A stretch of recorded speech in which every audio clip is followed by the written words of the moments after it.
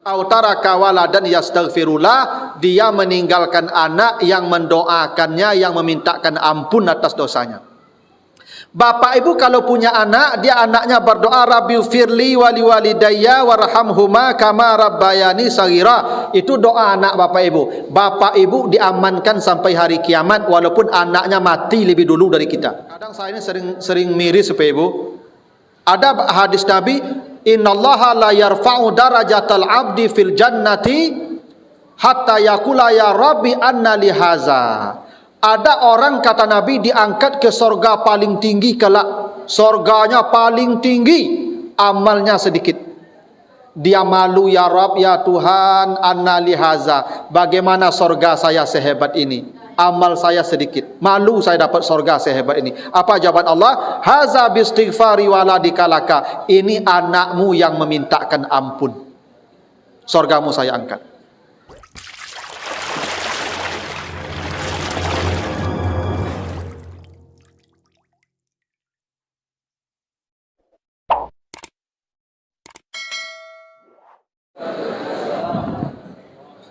Alhamdulillahi rabbil alamin.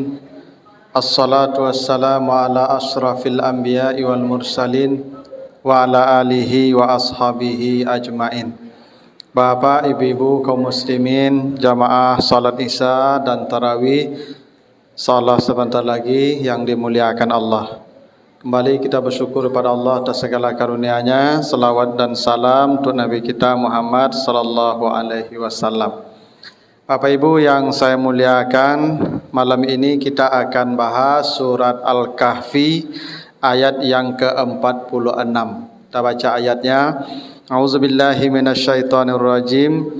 Al-malu wal banun zinatul hayatid dunya wal baqiyatus salihat khairun inda rabbika thawaban wa khairun amala. Kata Allah, harta dan anak-anak adalah perhiasan hidup dunia, dan yang kekal daripada kebaikan itulah sebaik-baik pahala di sisi Tuhanmu dan sebaik-baik harapan untukmu. Itu arti sederhananya surat Al-Kahfi ayat 46. Ada beberapa poin menarik dari ayat ini Bapak Ibu. Pertama, Allah mengatakan harta dan anak-anak adalah perhiasan hidup dunia. Jadi harta, anak, kata Allah, perhiasan hidup.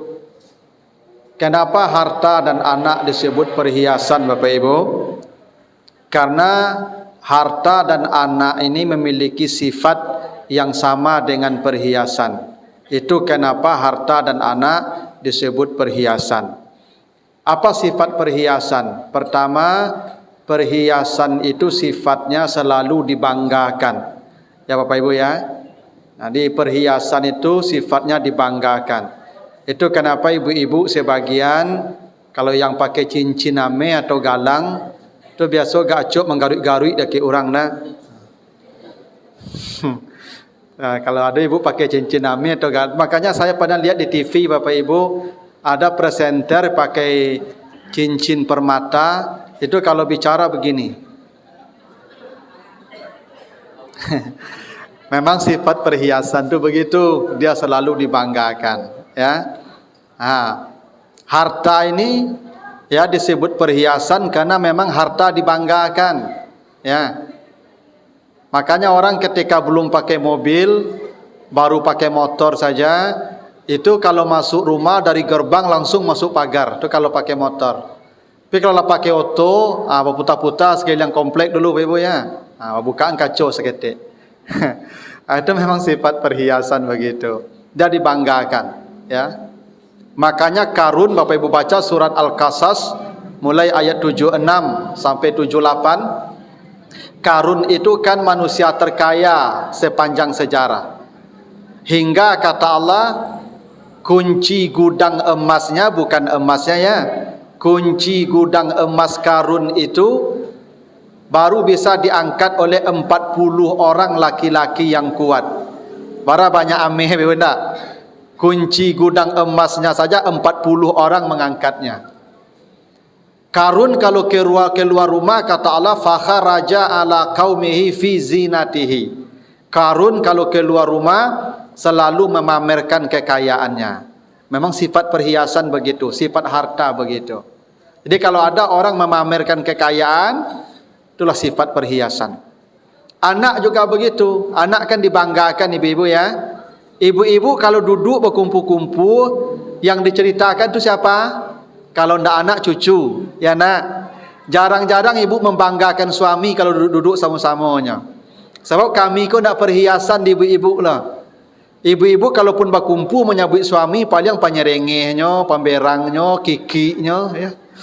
Ya, jarang-jarang kami ini dibanggakan. Kenapa? Memang kami tidak perhiasan. Kalau anak dibanggakan karena perhiasan. Itu sifat perhiasan. Yang pertama, yang kedua, perhiasan itu sifatnya sementara, Bapak Ibu. Tidak ada perhiasan yang abadi di muka bumi. Itu kenapa Bapak Ibu kalau baca surat Al-Hadid ayat yang ke-20, Allah menyebut perhiasan bumi, perhiasan dunia, anak dan harta ini seperti hujan yang turun dari langit. Hujan turun menumbuhkan tanaman. Tanaman kemudian tumbuh menjadi hijau. Saking hijaunya mengagumkan orang-orang. Tapi di puncak hijau dia berubah menjadi kuning. Setelah kuning dia layu, setelah layu jadi sampah. Itu kata Allah begitu.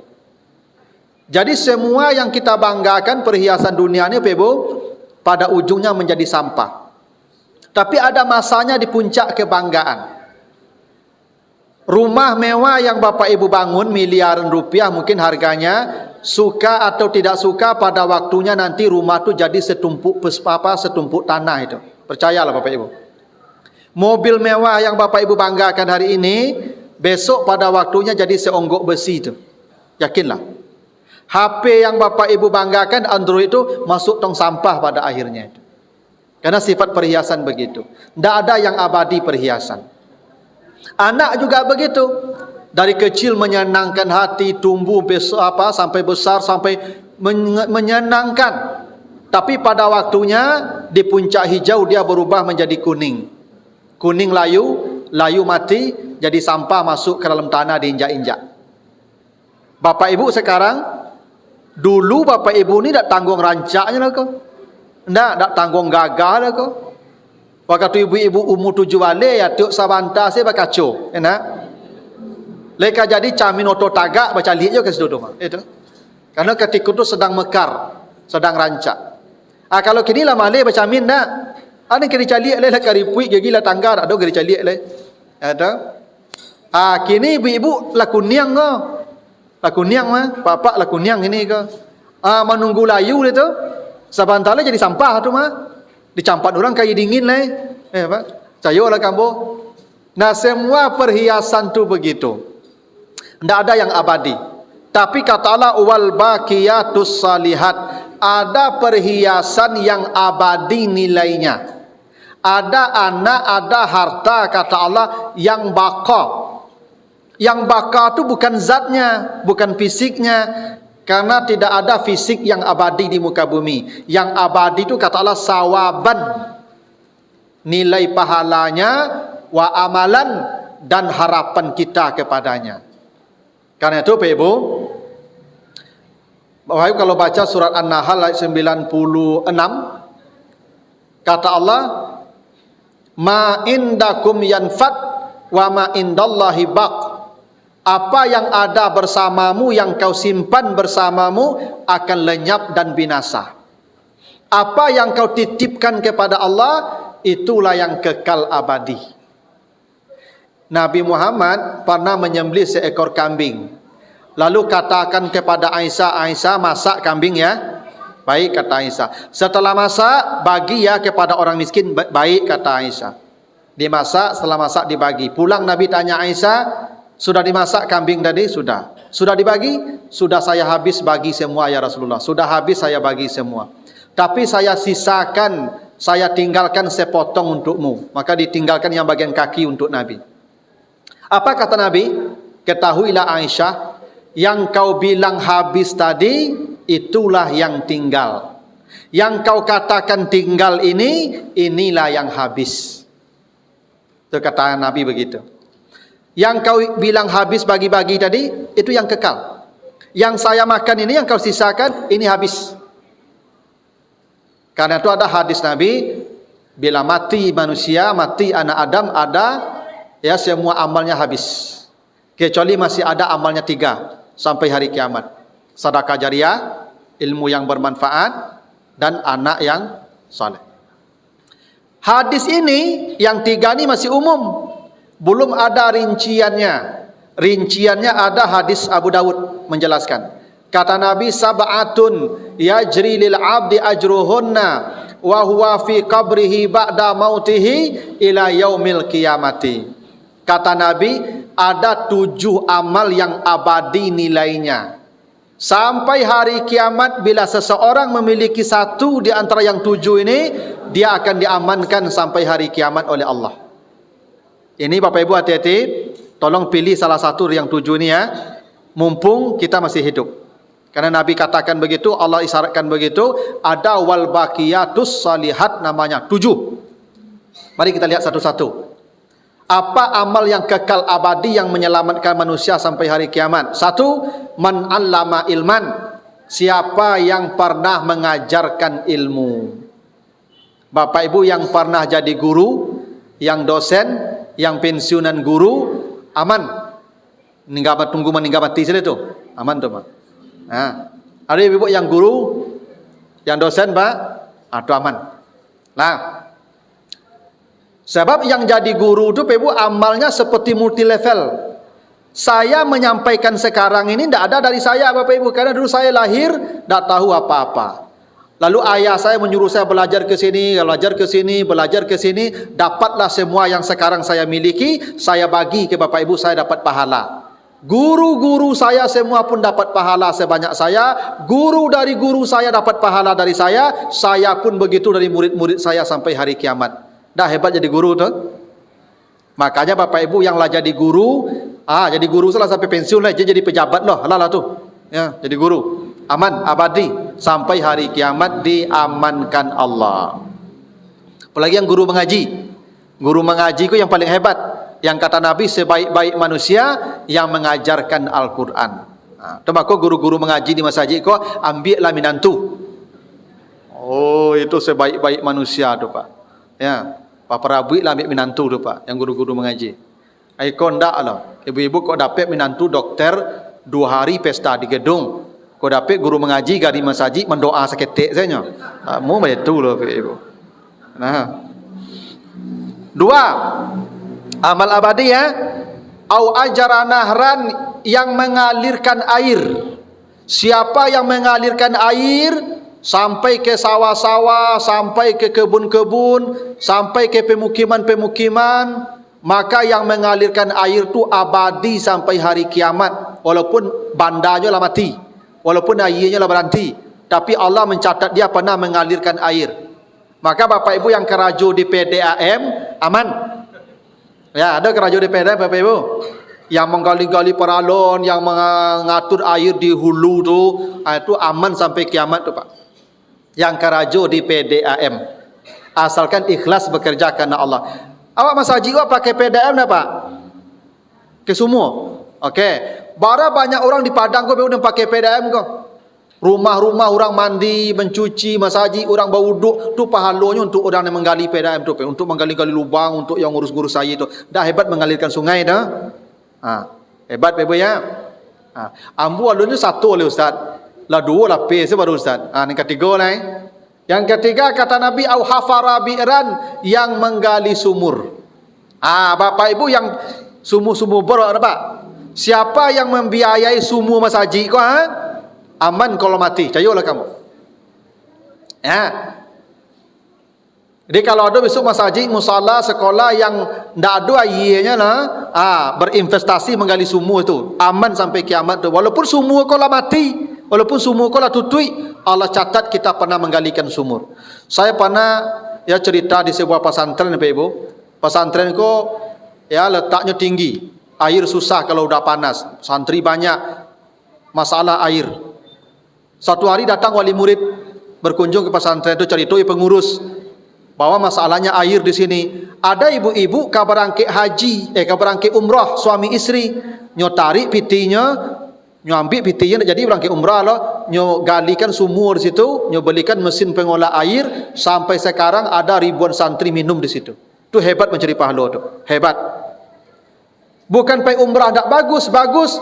Tapi kalau bapak ibu pergi umrah pahalanya sekali saja. Pergi umrah pahala sekali saja. Itu kalau nak berselfie pakai panjang saja tu, ada? Menggali sumur sampai kiamat. 3 ya, gali sumur. Yang keempat, augar rasa nakhlan yang menanam pohon. Bapak ibu, kalau agak lawe lahan, tanamlah pohon. Makanya kata Nabi, besok mau kiamat, besok dah mau kiamat, hari ini tanam pohon. Menanam pohon tu pahalanya besar, besar. Makanya Nabi mengatakan ketika perang, jangan bunuh anak-anak, jangan bunuh orang tua, jangan bunuh wanita, jangan tebang pohon. Larangan menebang pohon sama dengan membunuh orang. Apa artinya itu? Menebang pohon itu setara dengan membunuh orang, dosanya itu. Yang bapak ibu tebang pohon di hutan, tapi kalau gundul hutan, air habis, orang mati beko kehausan, sawah orang tak jadi, marah dosa itu. Longsor beko, banjir bandang, ribuan mati beko tu. Menebang pohon itu sama membunuh orang tu.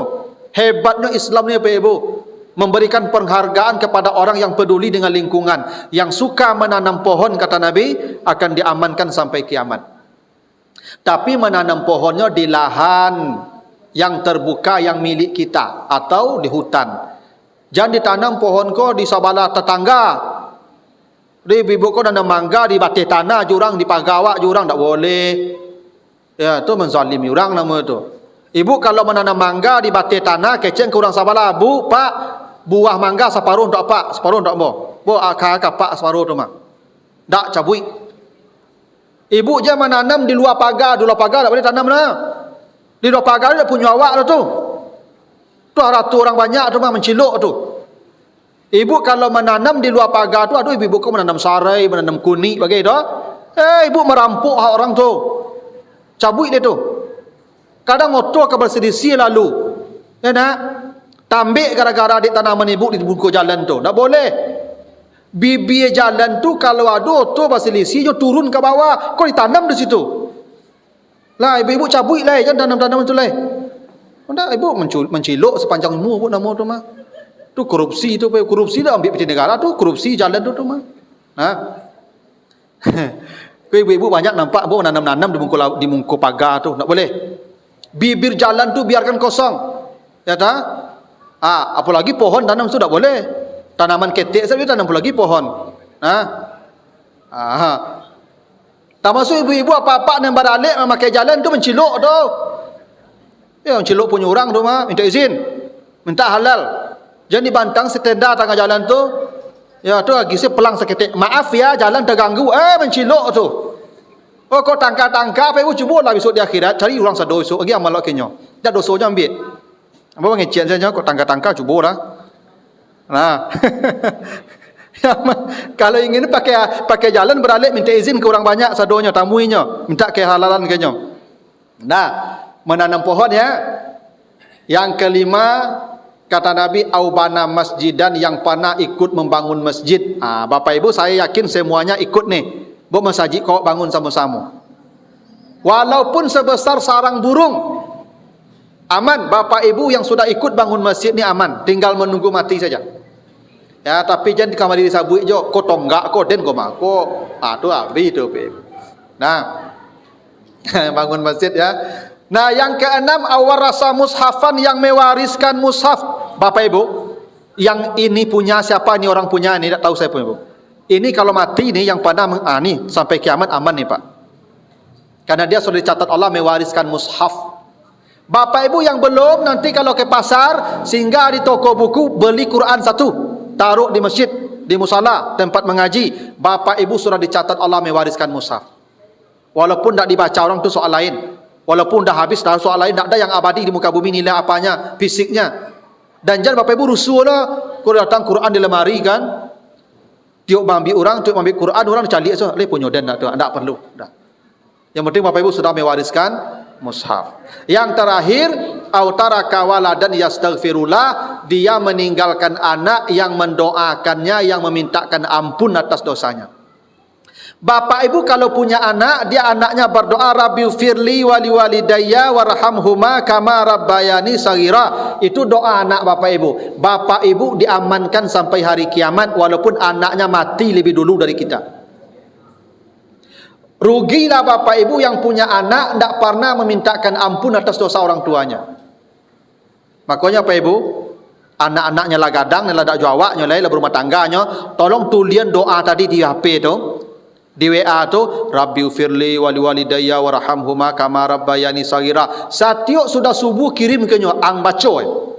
Besok sudah subuh kirim oleh ang baco ya di hari.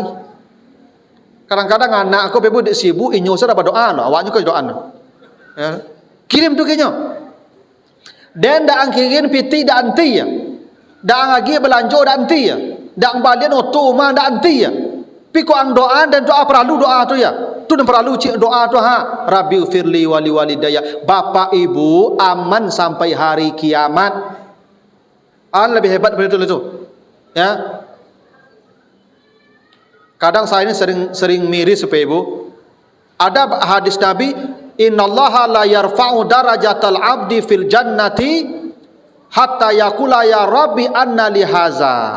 Ada orang kata Nabi diangkat ke sorga paling tinggi kelak. Sorganya paling tinggi, amalnya sedikit. Dia malu, ya Rabb, ya Tuhan, anna li haza. Bagaimana sorga saya sehebat ini? Amal saya sedikit. Malu saya dapat sorga sehebat ini. Apa jawaban Allah? Haza bistighfari waladika laka. Ini anakmu yang memintakan ampun. Sorgamu saya angkat. Sering terjadi Bapak Ibu, saya banyak menemukan kasus itu ketika bapaknya meninggal dunia. Pernah saya di satu masjid di sini, dekat sini nih, ya, ada 2 jenazah dibawa untuk salat jenazah hari Jumat, habis khutbah Jumat. Saya panggil anak-anaknya datang. Apa Ustaz, tolong bapak salah satu jadi imam, kini orang tuanya. Apa kata anak-anaknya? Minta tolong Ustaz, kami wakil ke saya ke Ustaz. Dan itu tidak satu kasusnya. Kalau ada bapak ibu begitu, jenazah bapak ibu terbujur, orang disuruhkan mendoakan bapak ibu. Itulah malang beranak tu mah. Tak ada sama malang tu punya anak itu. Ampe 10 tahun, 50 tahun nyo hidup salat jenazah, saya tak pandai lah. Sama malang beranak bapak ibu tu mah. Apa ibu yang punya anak laki-laki kah? Tolong teleponnya mereka. Ang le pandai semua yang jenazah ya. Ba ko betu ke siapa? Dan nampak lah gaib dan dia ya. Tak beko tak besuk dan mati ya. Kau mati besuk ang di mengko ya. Baca lah kini ya. Kau salah kau nak janang ya. Bapak yang muda-muda kah? Berjanji lah kau. Kau mati orang gaib besuk jadi agen kurang jenazahnya Pak Ibu. Kenapa? Allah hendak mengangkatnya ke surga paling tinggi, itu yang dibuangnya. Tak malang punya anak tu. Malang punya anak oleh itu mah. Itu aset yang paling hebat.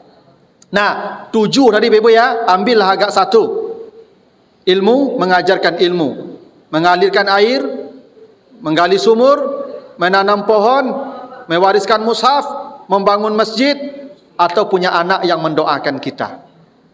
Ya, mudah-mudahan Bapak Ibu kita semua pilih agak 1 supaya kita aman, tinggal mati saja.